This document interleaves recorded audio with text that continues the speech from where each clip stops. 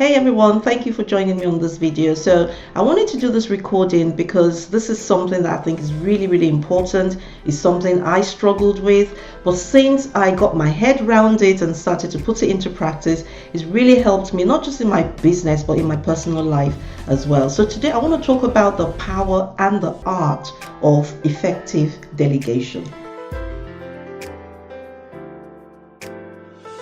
Now, if you're like me, you like things done in a particular way. I make no apologies for that. It's just the way I am. I love things done properly. My motto is, if it's worth doing, it's worth doing well. And while that is fantastic because you're the right person to go to if somebody wants things done to a particular high standard, it can be detrimental because you can start to feel like you alone can do it to that standard and you have to do everything to make sure you maintain that standard. And so you start to convince yourself that if you don't do it, it's not going to be done properly, right? But the thing is, I've come to find that I can't do everything. Neither can you. You can't do everything. You're only one person. You've only got 24 hours. So it's just not sustainable to try and do everything yourself. And it's actually not wise at all because you will limit yourself. You will be stressed out and you will limit your progress actually. So just wanted to share very quickly on this video 4 benefits of delegating. And then I'm going to share with you maybe 6 tips on effective delegation, because I know that feeling of, but what if I delegate and it goes wrong? That is one of the reasons people don't love to delegate, because it could go wrong, right? So we're going to look at some things we can do to I suppose overcome that fear. But first of all, what are the benefits? Number 1, you are actually more productive. Why? Because you take off your plate those things that are not necessarily required of you, so you can do the things that are required of you. Not everything you do is required of you. So the first thing I would encourage you to do is to actually make a list of the tasks you tend to find yourself doing in your day job, at home even, just things you find yourself doing on a day-to-day basis, and then ask yourself, which of these things are actually required of me? Meaning, which of these things do I have to do that nobody else could do? For me, in my business, for instance, there's certain things I have to do. Delivering the training at the moment, right, until I have associates that work with me, I deliver the training. So there's certain things that I have to do at this point in time in my business. But there's certain things I don't have to do, but I might find myself doing them because I love doing them or I think I'm good at them. Sometimes you have to stop doing the things that you're good at so you can do the things that you're great at and will give you the best return on your investment of time. So get off that zone of, it makes me feel good, I'm good at it, and start to look at the bigger picture, right? So ask yourself, what are the things that are required of me? The things you're doing that are not required of you, those are things that you can delegate. So it makes you more effective in doing the things that are required of you, because you can maximize your skills, you can maximize your time. Number 2, the other benefit is it actually empowers your team. Whether your team consists of a VA or other paid members of staff or even your children. I remember during COVID, my husband said, okay, that's it. Your mom is not going to cook 7 days a week for you guys, because we had all the kids at home. He said, we're all going to take it in turns. And I was like, oh my gosh, I could just imagine the state of the kitchen after the kids had finished cooking. But my husband insisted. So each of the boys would cook 1 day each.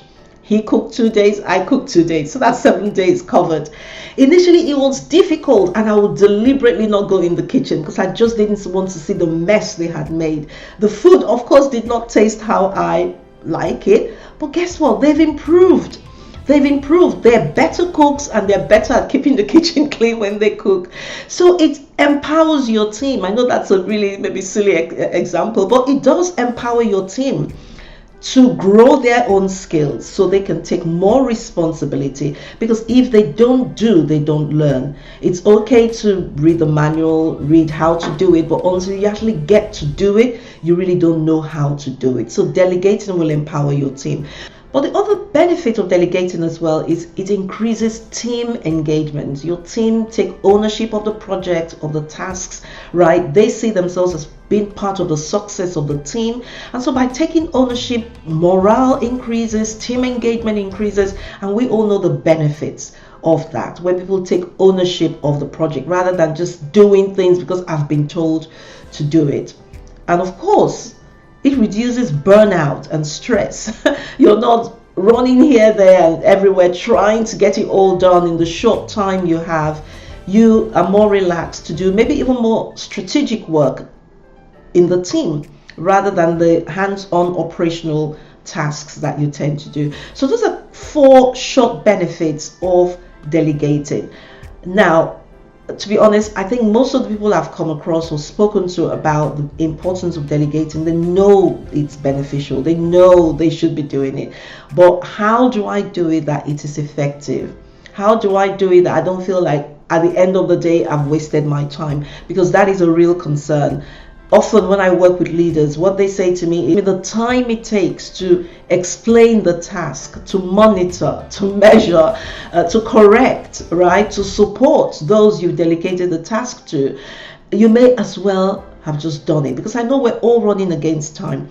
But hopefully when you remind yourself the benefits of delegating, it will help you see that in the long run, if done properly, is actually empowering you and your team, not disempowering. So I just want to share with you maybe 6 tips very quickly on how to do it properly. Number 1, test the waters. Test the waters. Don't delegate with something that is high risk, that if things went wrong, it could be catastrophic, right? So test the waters with something that perhaps if it didn't quite go as planned, it would not be devastating to the company or to the team. Test with something that is maybe low priority as well, right? So just test the waters.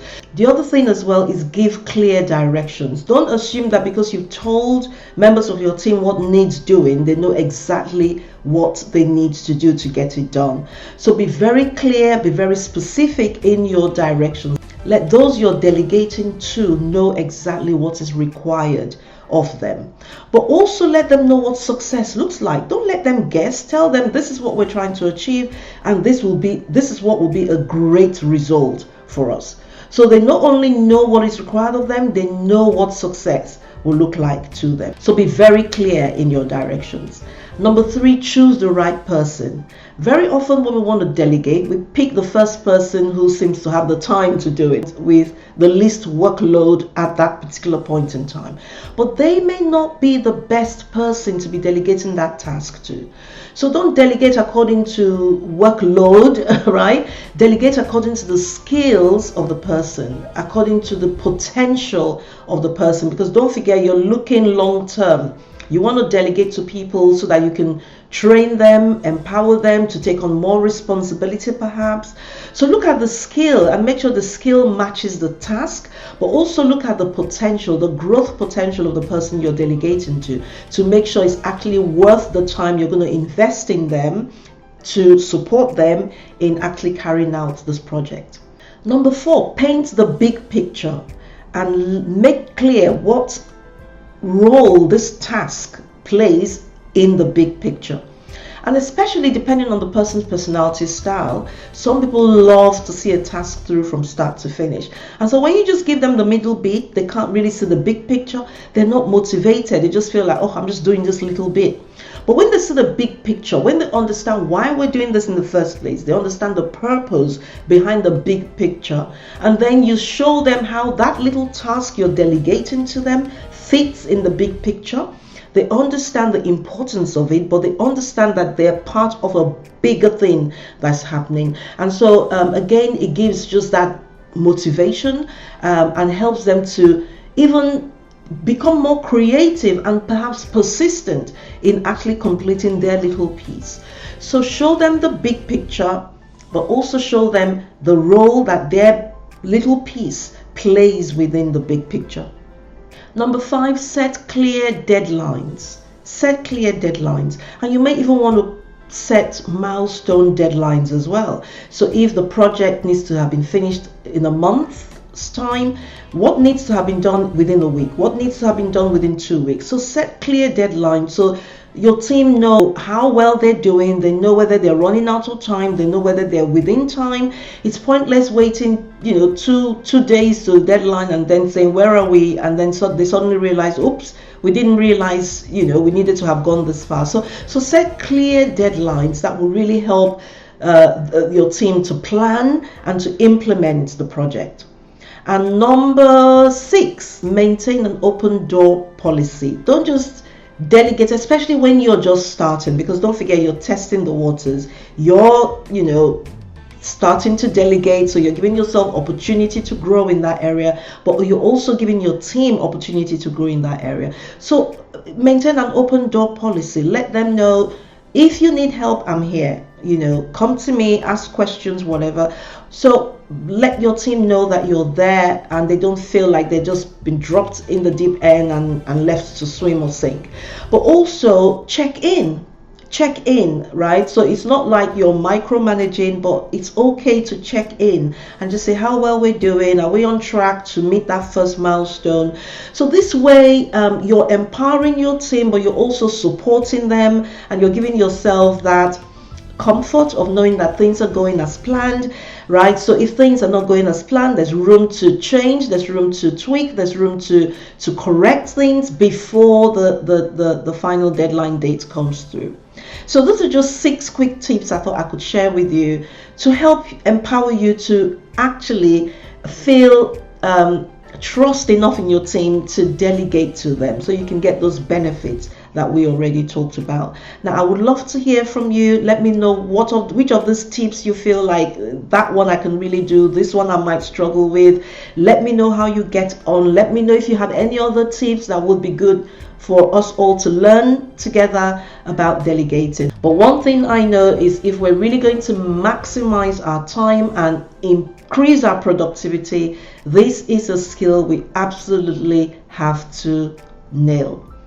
So I hope you found that useful. See you next time.